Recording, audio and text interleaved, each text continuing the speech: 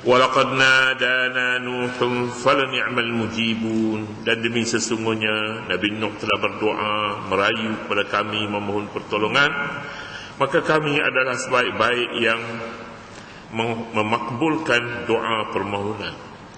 Wa najjaynahu ahlahu minal karbil azim. Dan kami telah selamatkan dia bersama-sama dengan keluarga dan pengikut-pengikutnya dari kesusahan yang besar. Wa ja'alna dzurriyyatahu humul baqin. Dan kami jadikan zuriat keturunannya sahaja orang-orang yang tinggal hidup setelah kami binasakan kaumnya yang ingkar. Wa tarakna 'alaihi fil akhirin. Dan kami tinggalkan baginya nama yang harum dalam kalangan orang-orang yang datang kemudian. Salamun ala Nuhin fil alamin. Selamat sejahtera, salam sejahtera kepada Nabi Nuh dalam kalangan penduduk-penduduk seluruh alam.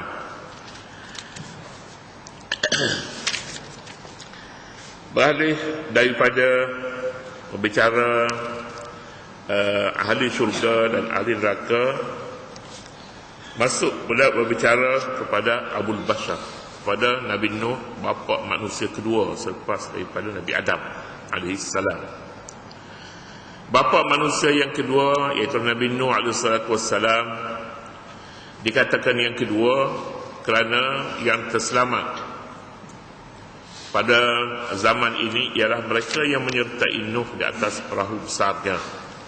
Yang lain semuanya dimusnahkan, dihapus oleh Allah Subhanahu wa taala. Jadi siapapun dari manusia ini dikatakan berasal daripada keturunan Nabi Nuh AS sebagai bapa kedua dan Nabi Adam sebagai bapa yang pertama. Ayat menyatakan Nuh AS menyeru pada Allah memohon pertolongan kepadanya, maka kami memakbulkan pertolongannya dan kami adalah sebaik-baik pertolongan, sebaik-baik penolong. Manusia, antara keadaan manusia ini ialah lemah, kelemahan. Ini sifat bagi manusia, sifat pertama. Tak ada manusia yang kuat secara mutlak, tak ada.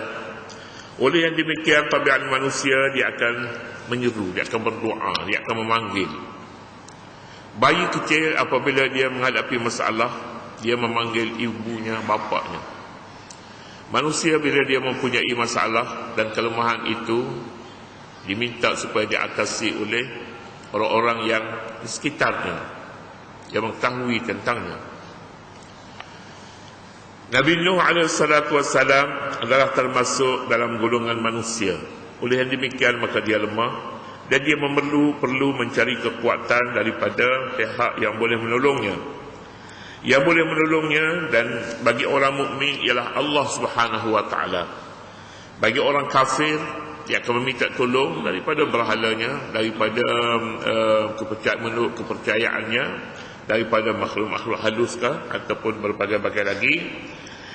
Apa yang dinyatakan di dalam ayat ini ialah dhaif, manusia yang dhaif, yang lemah, dia akan meminta pertolongan daripada orang yang lebih kuat daripadanya.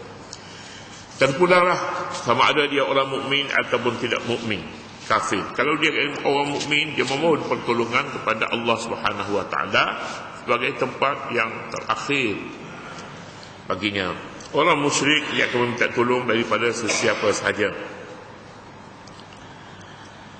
Tidak ada di dalam alam ini manusia yang selamat selama-lamanya, melainkan dia akan menghadapi berbagai-bagai kesulitan dalam hidupnya.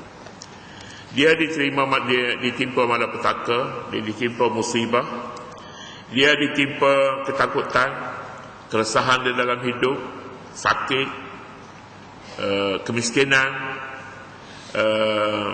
dan banyak perkara lagi.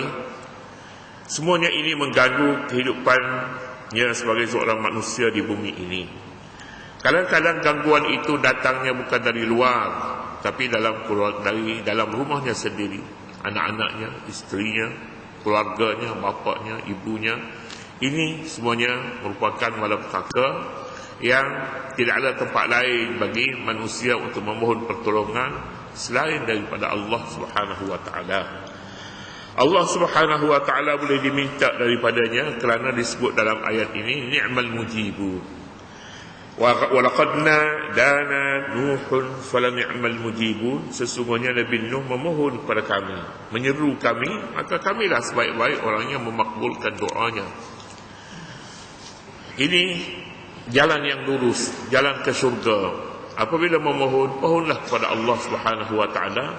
Allah boleh menyelamatkan manusia. Jadi orang yang menghadapi masalah, kita sebutkan tadi, menghadapi masalah, dia akan meminta, dia akan berdoa, dia akan mengharapkan Allah Subhanahu wa taala, dia bertawassul dan berbagai-bagai lagi. Sama ada dia berdoa kepada Allah itu mulutnya tertutup, tetapi hatinya terbuka, hatinya memohon kepada Allah. Tetapi juga ada yang mulutnya terbuka, membaca sesuatu dan meminta sesuatu, doa yang dibacanya, tapi hatinya tertutup. Siapakah sebenarnya yang berdoa ini? Doa tidak semestinya kuat, nyaring, kerana Allah Subhanahu wa taala dalam hadis menyebutkan Allah tidak pekak dan tidak tuli. Oleh demikian, mohonlah kepada Allah Subhanahu wa taala, tapi jangan dengan suara yang terlalu nyaring sehingga mengganggu orang-orang di sebelah kiri kanannya. Oleh yang demikian, permohonan kepada Allah Subhanahu wa taala mempunyai kaedahnya sendiri dan ada seninya, seni doa. Seni doa. Doa dengan hati yang tidak yang ingatkan Allah, bukannya daripada hati yang lara, yang lupa. Masalah-masalah manusia kadang-kadang doanya yang tak kena. Bukannya Allah Subhanahu wa taala yang salah, tetapi doa itu salah. Doa itu salah. Doa hanya dengan suara, dengan mulutnya sahaja, tetapi tidak disertai hatinya. Seringkali doa yang seumpama ini tidak dikabul Allah. Kita lihat, kita baca kisah Nabi. Kisah Nabi. Nabi kita diberitahu oleh Allah Subhanahu wa taala bahawa doa Nabi Zakaria alaihi salatu wassalam dalam usia tua, sudah tua, isterinya sudah tua, tetapi dia mahukan anak sebagai pengganti hidupnya. Dia sudah tua. Wa qad balaghani al-kibar wa imraati 'aqil. Aku sudah tua, isteriku sudah cukup, sudah tidak mampu beranak lagi, tapi aku mohonkan anak. Dia mohon kepada Allah Subhanahu wa taala. Apa firman Allah mengenainya? Iznada rabbahu nidaan khafiyya. Iznada rabbahu, tatkala Nabi Zakaria memohon kepada Tuhan dengan doa yang sangat-sangat sembunyi. Khafiyya, sembunyi. Artinya doa tak perlu didengar orang. Malah kalau jika didengar orang pun merupakan satu perkara yang menjadi bahan ketawa. Mungkin sebab dia sudah tua, isterinya sudah tua. Tapi doa yang sembunyi itu, doa yang senyap itu penting bagi Allah Subhanahu wa taala dan penting bagi Nabi Zakaria alaihi salatu wassalam. Kisah Nabi-Nabi, terutama sekali dalam bulan Ramadan, dalam bulan Maulud begini, kisah Nabi-Nabi sepatutnya menjadi satu bahan bicara dalam bulan Maulud. Dan inilah sebenarnya Maulud yang kita lakukan ini. Dalam bulan ini, Maulud, bulan membicarakan Nabi-Nabi. Nabi kita alaihi salatu wassalam dalam Al-Quran disebutkan wa kullan naqussu 'alaika min anba'ir rusuli ma nusabbitu bihi fu'adak. Dan semua rasul-rasul kami ajarkan beritahu kepadamu kisah mereka, wahai Muhammad. Kisah Nabi-Nabi diajar oleh Allah melalui Al-Quran kepada Nabi, supaya Nabi mantap sebenarnya dalam memperjuangkan Islam ini. Kisah Nabi-Nabi yang terdahulu. Jadi kalau Nabi-Nabi itu, Nabi-Nabi diajar kepada Nabi, dan Nabi penting baginya mengetahui kisah Nabi-Nabi, maka apakah kita manusia tidak penting mempelajari kisah Nabi Muhammad sallallahu alaihi wasallam. Jadi Maulud ini, kita sebut Maulud sekarang. Maulud ini dia ada beberapa pahaman. Pertama sekali, ada orang berpendapat ini adalah satu bid'ah buat Maulud. satu bid'ah yang boleh membawa ke neraka. Kullu bid'atin dalalah, kullu dalalatin finnar. Semua perkara itu, setiap perkara yang bid'ah itu sesat, dan sesat boleh bawa ke neraka. Ini satu pandangan tentang hukum bermaulud Nabi, maulud. Dan satu lagi pulaknya menganggap bahawa maulud ini satu ibadat. Tidak membuat maulud, kita hilang satu ibadat. Satu ibadat yang sangat penting dalam bulan Rabiul Awwal. Kedua-dua ini saya rasanya keterlaluan. Tak boleh buat maulud. Kalau bid'ah boleh buat masuk neraka. Neraka orang kafir. Orang Islam tak masuk neraka. Buat maulud tidak menjadikan seorang itu batal agamanya. Agamanya tidak. Tapi kita pernah dengar orang sebut macam tu. Satu keterlaluan. Salah. Takkanlah buat maulud masuk neraka. Kalau masuk neraka buat maulud, banyaklah orang kafirnya, banyaklah ahli neraka ni. Bukan soal banyak tak banyak ahli neraka, tapi mudahnya masuk neraka. Orang Islam pun masuk neraka, orang kafir masuk neraka. Uiddat lil kafirin. Yang kedua pula, orang yang menganggap maulud sebagai satu amal ibadat. Saya rasa tidak berapa tepat juga. Sebabnya kalau nak cari ayat Quran, nak cari buatlah maulud kerana maulud ini satu amal kebajikan, dalam hadis pun tak ada, dalam Quran pun tak ada. Tak ada begitulah. Tak ada begitu. Tapi jalan tengahnya ialah cerita kisah Nabi-Nabi. Maulud itu artinya majlis mengadakan, majlis diadakan untuk mempelajari kisah para Nabi. Dan ini sangat penting. Dan ini sepatutnya menjadi agenda, menjadi pengisi kepada majlis maulud itu. Majlis maulud bukan maknanya berarak. Berarak ni dia tidak ibadat lah maksudnya. Tidak ibadat. Jadi bila tidak ibadat, kita perlu baiknya tukar pada program ibadat. Program ibadat hari maulud sepatutnya daripada pagi sampai petang. Pengisian kisah Nabi Nuh, kisah Nabi Daud, kisah Nabi Shu'aib, kisah. Semua Nabi itu kita penuhi pada hari ini, mempelajari kisah mereka. Tutup dengan kisah Nabi Muhammad sallallahu alaihi wasallam. Kan penting untuk kita untuk dijadikan pengajaran.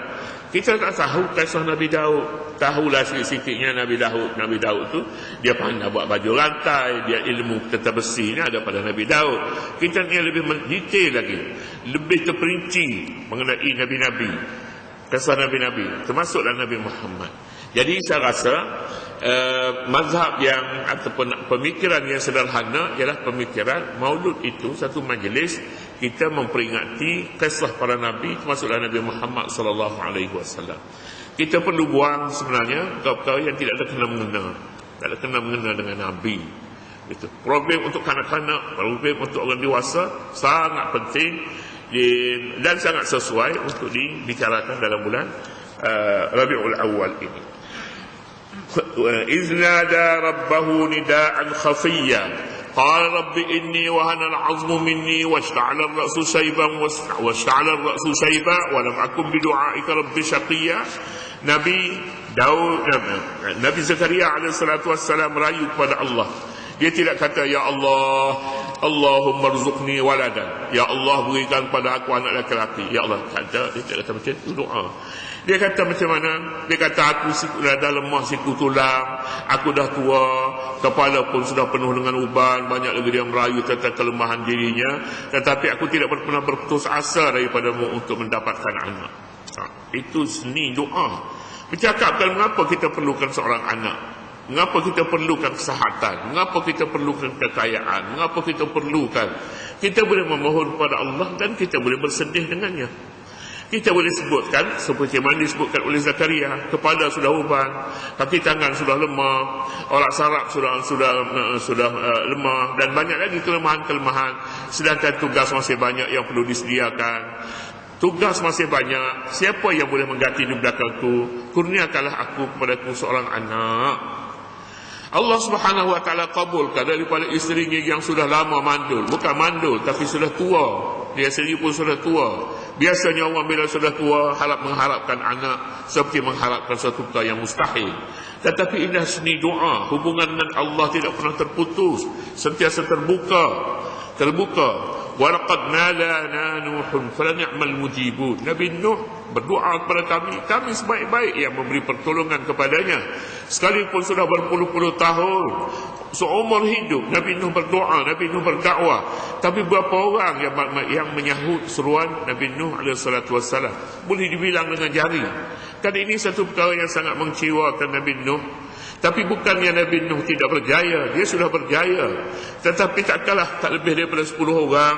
Umur Nabi yang paling tua sekali Nabi Nuh lah berdoa lailan wa nahara, siap hari, malam dan siang. Falam yazidhum du'ai illa firara, tak menambahkan apa-apa pun kecuali mereka lebih jauh lari, lebih jauh melarikan diri daripadaku. Kecewa Nabi Nuh alaihissalatu wassalam. Itulah sebabnya Nabi Nuh dibawa ke sini untuk kita berfikir tentang bagaimana berdoa supaya doa itu dikabul Allah Subhanahu wa taala. Kita banyak masalah, sudah lama berdoa, sejak budak-budak lagi sampai tua berdoa, tapi mana satu hasil daripada doa? Mana satu? Perlulah dilihat di mana kesilapannya. Silapnya teknik berdoa. Kemudiannya dia kata, wa najjaynahu wa ahlahu minal karbil azim, kami selamatkan Nabi Nuh daripada bala yang sangat besar. Bala yang sangat besar akibat daripada syirik. Kami selamatkan. Doa Nabi Nuh menyebabkan kami selamatkan dia. Bukannya sebab-sebab lain, tapi doa yang makbul. Wa ja'alna dzurriyyatahumul baqin, kami jadikan zuriat keturunannya sahaja yang tinggal hidup, yang lain-lain semuanya dihapus oleh Allah Subhanahu wa taala.